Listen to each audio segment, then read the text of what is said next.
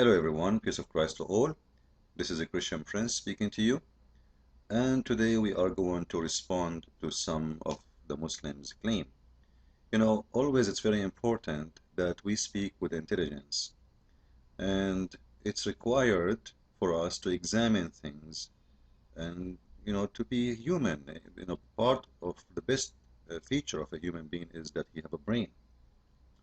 For sure, animals, they have a brain, but our brain can really go beyond what animals can do. Now, when somebody come to me and he tried to convince me that Islam is a religion and it have amazing reasons to convert to it, then I have to examine what they are saying. I'm not going to reject what they say, like automatically. I'm going to study, I'm going to search, I'm going to see.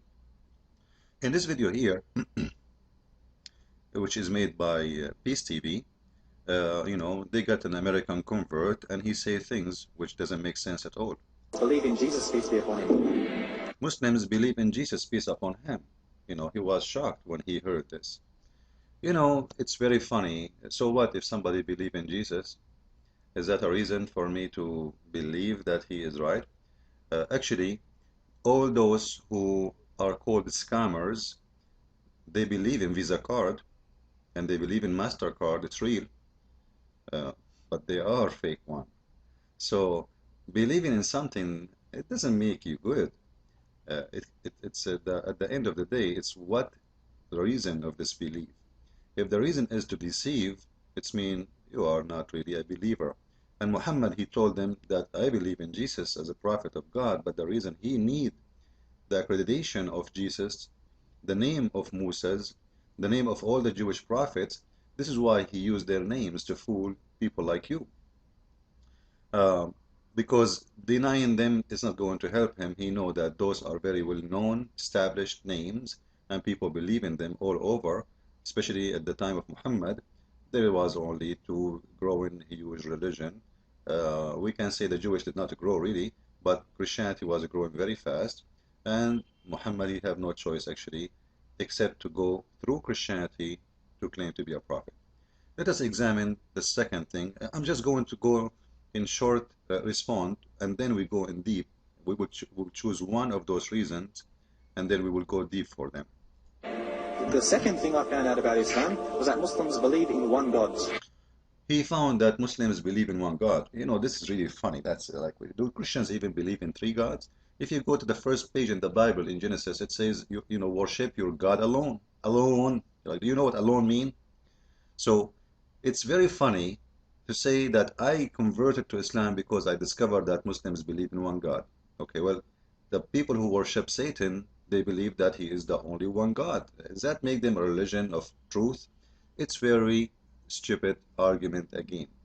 Believing in one God or 10 or 50 is not the reason. If they are real or not, this is the reason. Because it's not about the numbers. Who care about the numbers? What we care for is the truth.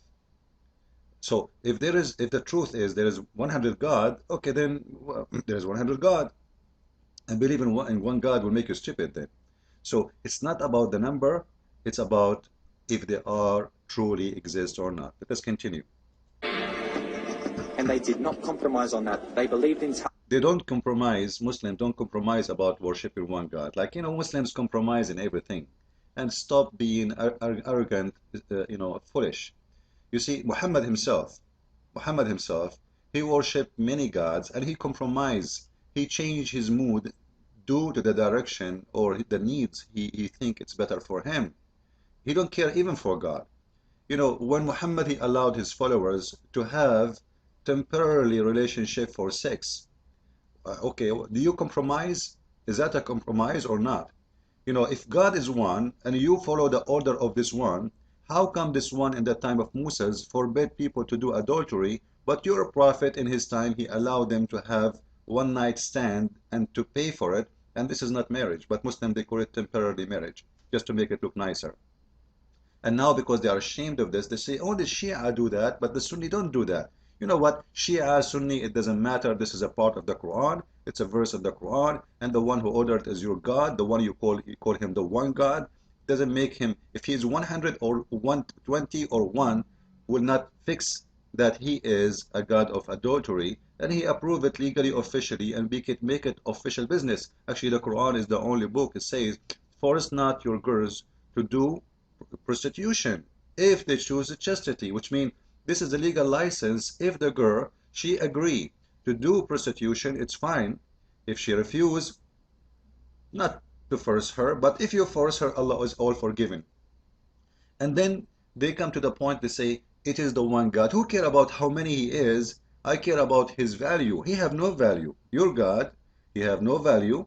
Your God cannot be exist, because we will prove it in the coming point. Tawheed, and they would not budge. And I began to read through one which was about the miracles of the Quran.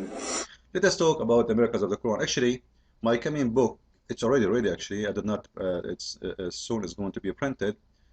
Maybe most of you knows that I have the Deception of Allah, volume number 1, and people love it because it's full of information. But soon I'm going to publish my second book, which is responding to the miracles, or what I call it, the false miracles of the Quran, which is amazing, funny, stupid claims of Muslims trying to convince people that Islam is a religion of science when it is the opposite. Like, you know, religion of science, the God who says that women, they have a sperm coming from their ribs. Like, come on, man. You know, it's funny when Muslims speak about miracles. And the God who say that the man have a sperm is coming from his backbone. Doesn't matter how much you try to play with the translation, we will expose it and we will show everybody how stupid this God is. But now today, actually, I'm going to focus in one thing. The intelligence of the God of Islam. I'm not talking about science now, about intelligence, like average intelligence. I'm not going to talk about a genius one. I'm not going to say, let us see if God of Islam is an amazing genius God.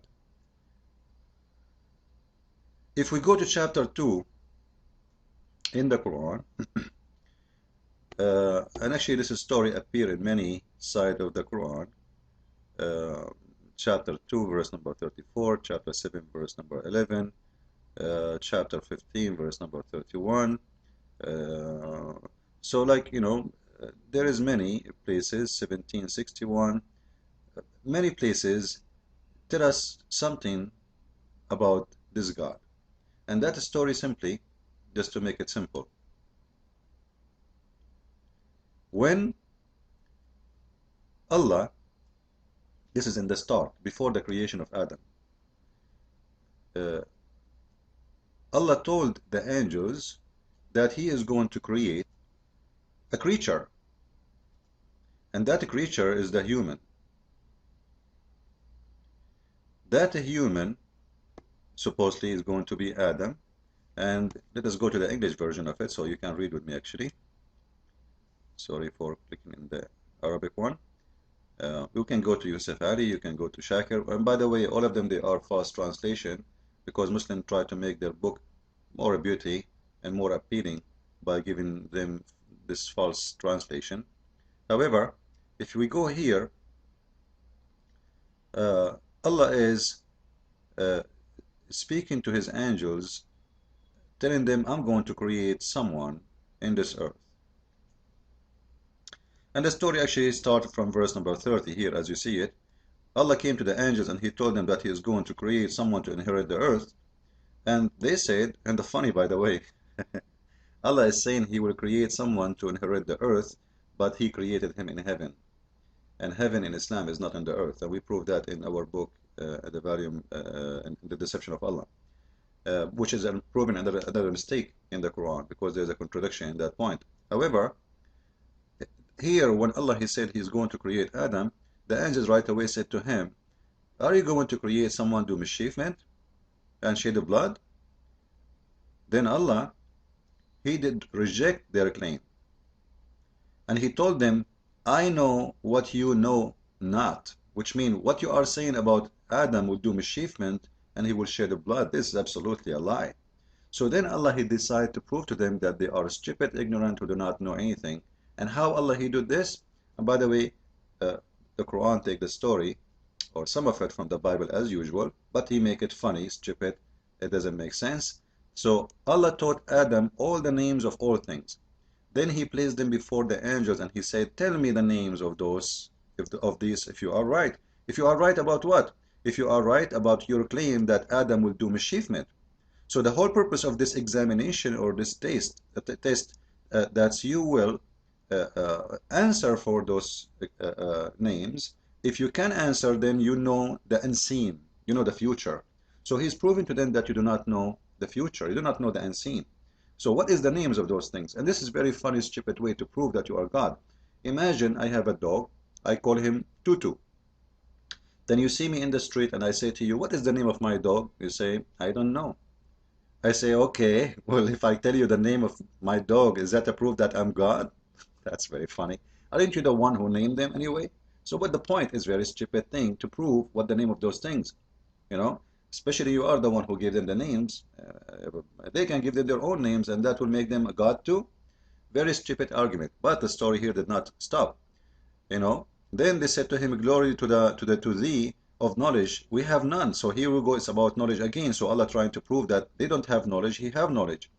But all of us know that Adam, he did mischievement, and actually in the same page we see that later Allah, he kicked out Adam from the heaven. So he started doing mischievement not even in the earth, he did it in the heaven. And he kicked him out of the heaven, and he told him to go down, him and Satan and Eve, to the earth. So in the same page, it's proving that Allah is an idiot, he is stupid, he cannot make a story, and the angels know better than him, and they know the future, and he do not know the future. And one of the things Muslims, they say that Allah, he is the Almighty, who knows, he is the only one who knows the future. Actually, there's a verse here saying that, you know.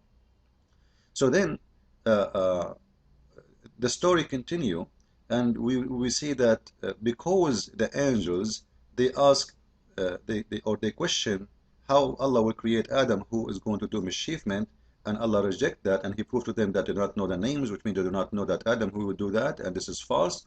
Then later he ordered all the angels to bow down to Adam, which is very funny again, because they did accuse Adam of a lie, which is absolutely not a lie, because all of us, we know that even the verse here is going to show you that Allah, he kicked out Adam from heaven.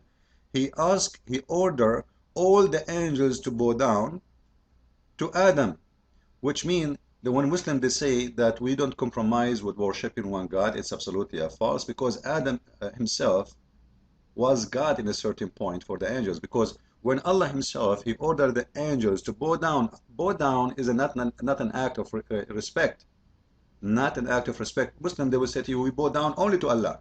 Okay, well, this is your God. Allah himself is ordering the angels to bow down, which means he is the first one ever in the history of mankind who order someone to bow to a human, and that even an angel, not even a human being, which is even more ugly, because angels, they commit no sin.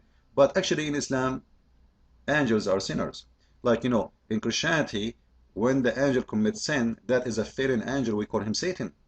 And then he is not angel no more, he is not considered as an angel. But in Islam, angels here, all of them, with no exception, even Jibreel, the one who wrote the Quran, all the angels been ordered to bow down to Adam, which means angels are less quality than a human being, which is very funny. Because Muslims, they call Jibreel a Holy Spirit in the Quran. The Quran doesn't say that this is Jibreel, but the Muslims say that he is the Holy Spirit. So if Jibreel is one of those angels and he bowed down to Adam, it means he is the one, or he is one of those who accuse Adam of false accusation, which is a sin. But later actually we prove that Allah is the false, because what the angels said is true. Adam did mischievement. So Adam in here, the story of Adam here proved to us that angels in Islam, they are committing sin and they are not good. And that proved that the Holy Spirit of the Quran cannot be the angel Jibreel, because we cannot call someone a sinner even for once, a Holy Spirit. Holy is holy and never commit sin. And that proved again the stupidity of those who say that the Holy Spirit in the Quran present the angel Jibreel. This is a point very important I want people to remember. But here we continue.